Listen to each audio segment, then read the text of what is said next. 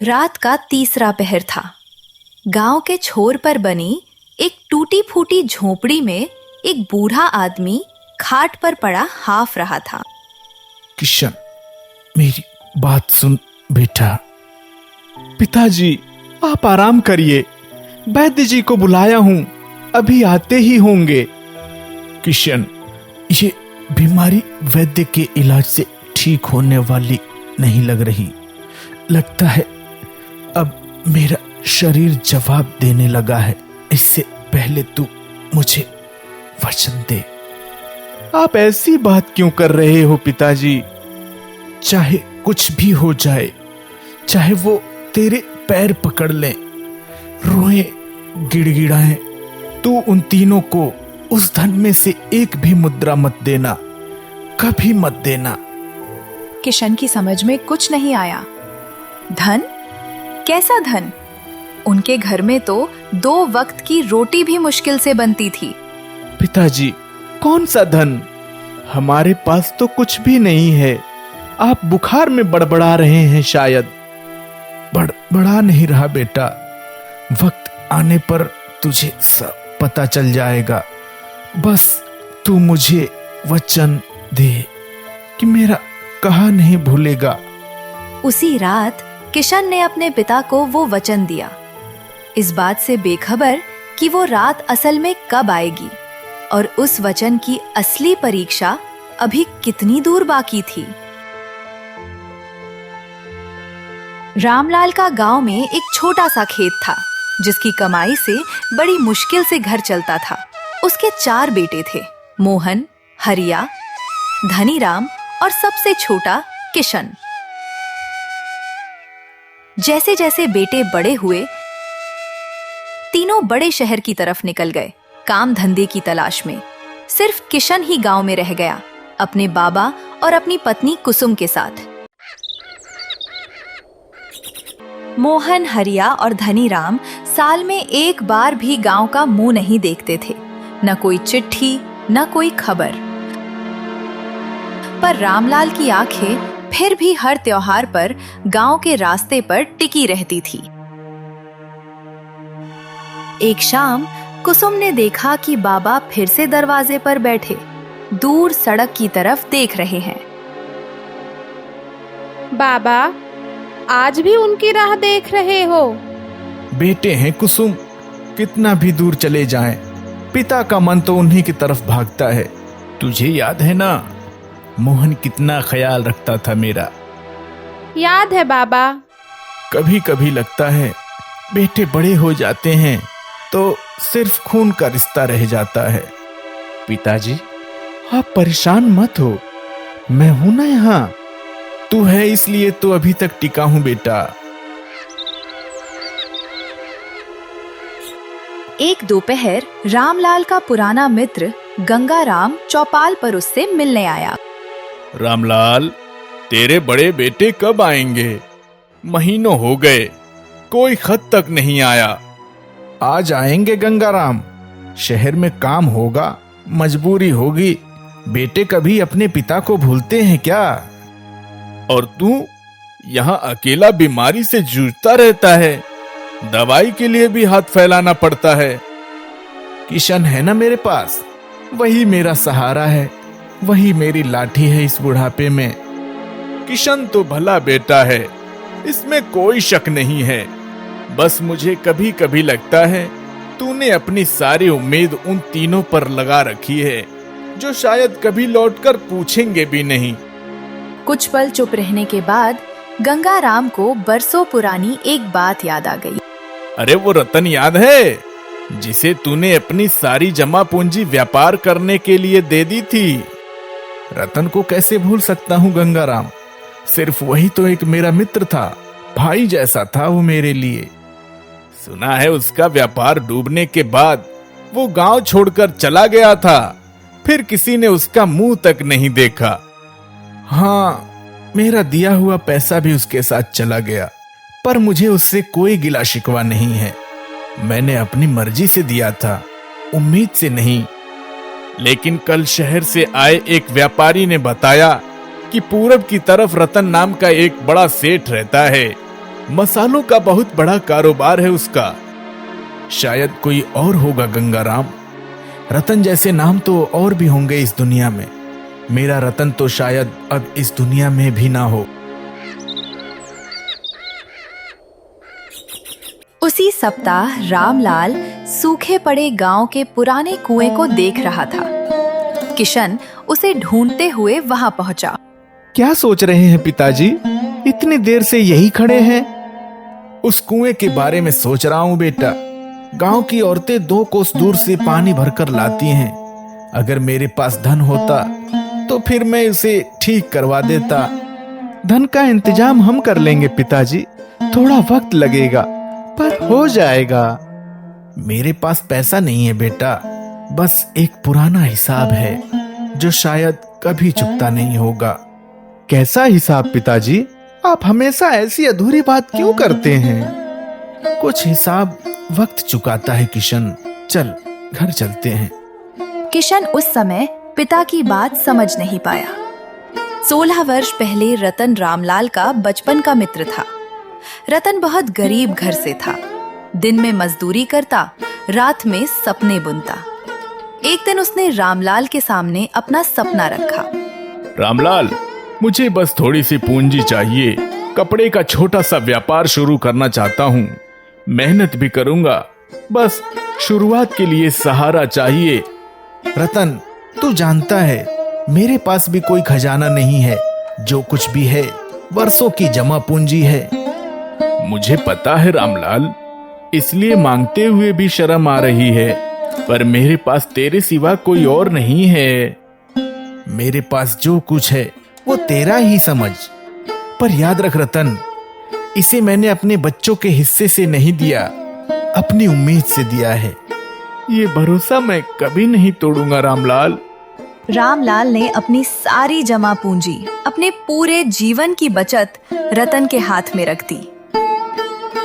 ये बात गांव में फैल गई। कुछ लोगों ने रामलाल को समझदार कहा, कुछ ने पागल। रतन का व्यापार 2 साल भी नहीं टिक पाया।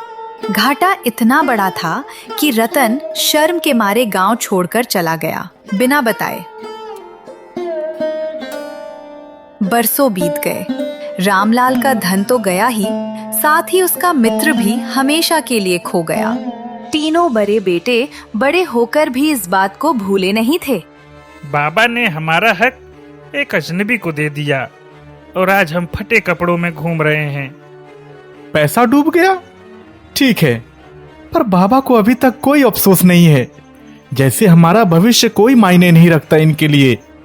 फिर भी हमारे पिताजी हैं, इतना बुरा मत बोलो।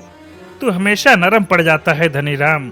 अपने हक के लिए आवाज उठाना बुरा बोलना नहीं होता। तीनों बेटे शहर चले गए और अपनी दुनिया में रम गए। किशन अकेला रह गया, बाबा की सेवा करता। फिर एक दिन गांव की गलियों में एक बैलगाड़ी आकर रुकी। रेशमी कपड़े पहने, गले में सोने की माला डाले एक व्यापारी उतरा। ये कौन है? पहले तो कभी नहीं देखा। रामलाल का घर कहाँ है? मुझे रामलाल से मिलना है।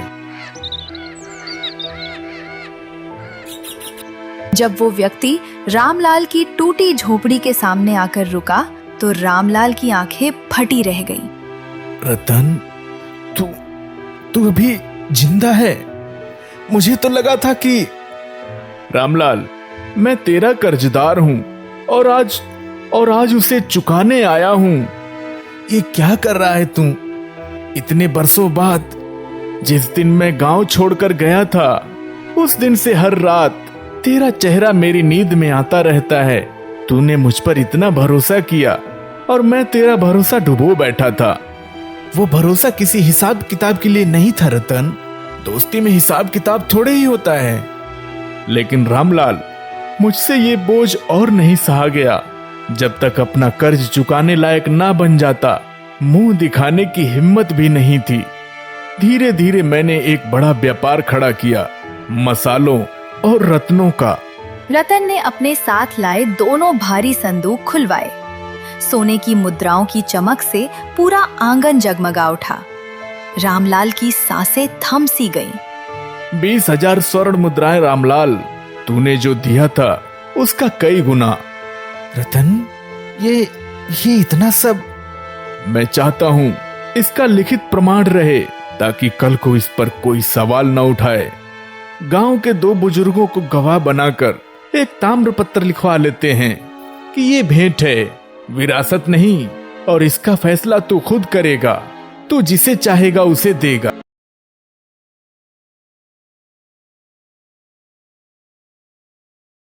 अगले दिन रामलाल मुखिया के घर गया। मुखिया जी, रतन ने बरसों पहले जो मेरा कर्ज लिया था, आज उसका कई गुना लौटाया है। उसमें से 5,000 स्वर्ण मुद्राएं मैं गांव के नाम करना चाहता हूं, ताकि उस पुराने कुएं की मरम्मत हो जाए। रामलाल, ये तो बड़े दिल की बात है, पर ये तुम्हारी अपनी कमाई है, इतना बड़ा त्याग क्यों? बरसों से ये गांव मेरे साथ खड़ा रहा है मुखिया जी। जो थोड़ा मेरे हाथ लगा है उसमें गांव का भी तो हिस्सा बनता है।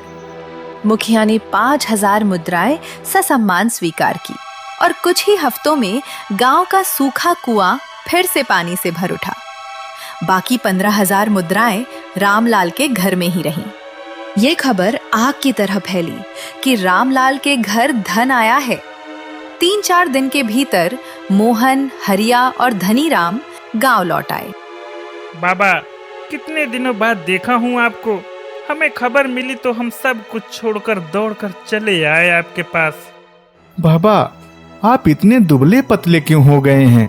किशन, तूने बाबा का ख्याल क्यों नहीं रखा ठीक से? भैया, बाबा की तबीयत तो पहले से ही ऐसी थी। मैंने हर बार खत भिजवाया था आपको। पिताजी, अब से हम यहीं रहेंगे, आपकी सेवा करेंगे। किशन ये सब देख रहा था चुपचाप। 15 साल में जिन भाइयों ने एक बार भी पलटकर नहीं देखा, वो अब बाबा के पांव दबाने को होड़ लगा रहे थे। अगले कुछ हफ्तों में तीनों भाई बारी बारी से बाबा की सेवा करने लगे। गांव वाले उनकी सेवा की तारीफ करते नहीं थकते। रामलाल कितने भाग्यशाली हैं। चारों बेटे कितनी सेवा कर रहे हैं। 15 साल से एक चिट्ठी भी नहीं भेजी और अब अचानक इतनी सेवा। तुम्हें अजीब नहीं लगता? लगता तो है कुसुम, पर वो मेरे भाई हैं, शायद सच में बदल गए हों। उम्मीद तो मुझे भी यही है किशन, बस दिल कुछ और कहता है। एक रात जब सब सो चुके थे, रामलाल की नींद नहीं आई। पानी पीने वो आंगन में आया और तीनों बेटों की झोपड़ी के पास से गुजरा। भीतर से आवाजें आ रही थीं। बाबा ज्यादा दिन नहीं टिकेंगे, बस थोड़ा और झेल लो, फिर सारा धन बट जाएगा। बंटवारे मैं संभालूंगा, चिंता मत करो। किशन को तो वैसे भी कुछ नहीं चाहिए, सीधा साधा बैल है, बस जोतते रहो। बस नाटक जारी रखो, बाकी अपने आप हो जाएगा। फिर तो सारा धन हमारा होगा। किशन को हमेशा की तरह सिर्फ मेहनत मिलेगी, धन नहीं। रामलाल दरवाजे के बाहर खड़ा सब सुन रहा था। उसका दिल टूट गया, जैसे किसी ने उसकी छाती पर पत्थर रख दिया हो। वो चुपचाप अपनी झोपड़ी में लौट आया और सारी रात सो नहीं पाया, बस छत को घूरता रहा। अगली रात अंधेरा घिरते ही रामलाल संदूक उठाकर घर के पीछे नीम के पेड़ के नीचे ले गए और गहरा गड्ढा खोदकर उसमें दबा दिया। हर फावड़े की चोट के साथ उसकी आंखों से एक एक आंसू टपकता रहा। अगले दिन से रामलाल ने एक चाल चली। उसने सबके सामने कह दिया कि रतन का दिया धन तो उसने पहले ही सेठ धर्मदास के पास व्यापार में लगा दिया है और वह व्यापार डूब गया है। धन का एक सिक्का भी नहीं बचा। क्या? डूब गया पूरा? हाँ, मेरी किस्मत ही ऐसी है, जो भी हाथ लगे फिसल जाता है।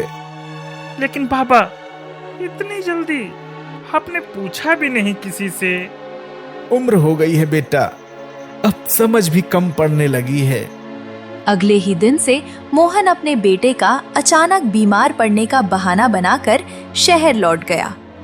2 दिन बाद हरिया को जरूरी काम याद आ गया।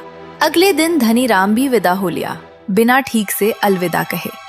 बस एक झिझकती हुई नजर किशन पर डाल। घर फिर से खाली हो गया। सिर्फ किशन और कुसुम रह गए, बाबा की सेवा में जुटे। बाबा, ये तीनों तो फिर चले गए। जाने दो कुसुम, अब मुझे अपने सवाल का जवाब मिल गया है। उस रात रामलाल ने किशन को अकेले बुलाया। किशन, बैठ मेरे पास। एक सच्चाई है जो अब तुझे जान लेनी चाहिए। और वहीं उसी बैठक में रामलाल ने वो सब बताया जो अभी तक सिर्फ उसके अपने सीने में दबा था, कि धन डूबा नहीं है, वो सुरक्षित है, नीम के पेड़ के नीचे गड़े संदूक में। उसने बताया कि उसने जानबूझकर झूठ फैलाया था, बस ये देखने के लिए कि उसके बेटों का प्रेम सच्चा है या सिर्फ धन के लिए। पिताजी, ये आपने क्या किया? इतना बड़ा झूठ! मैंने अपनी आंखों से देख लिया था किशन। जब धन था तब सेवा थी, जब धन डूब गया तो वो भी डूब गए।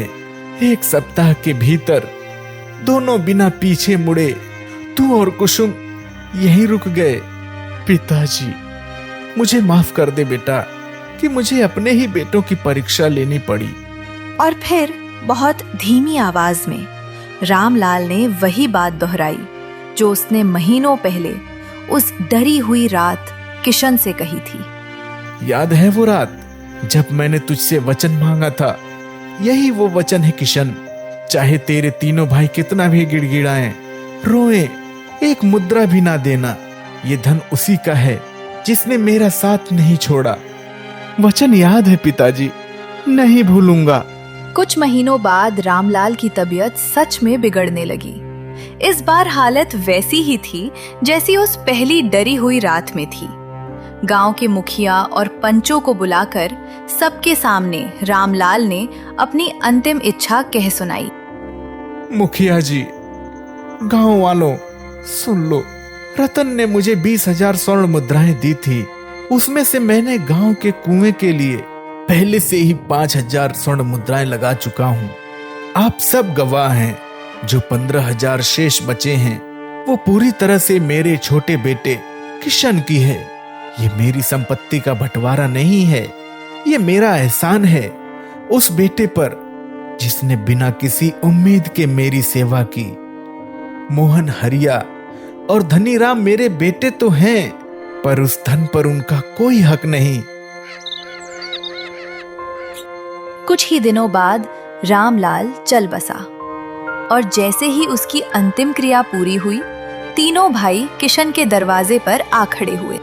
किशन, हम भी बाबा के बेटे हैं, धन में हमारा भी हक बनता है। पिताजी ने पंचों के सामने साफ कह दिया था कि यह धन सिर्फ मेरा है। भाई है तू हमारा या नहीं? इतना कठोर कैसे हो सकता है अपने ही खून के लिए? किशन का दिल कांप गया। भाई का ये ताना उसे भीतर तक चीर गया, पर उसे बाबा की वो कांपती हुई पकड़ याद आ गई। मुझे माफ कर दो भैया, पर मैं बाबा को दिया वचन तोड़ नहीं सकता। ठीक है, फिर हम पंचायत में जाएंगे, देखते हैं पंचायत क्या कहती है।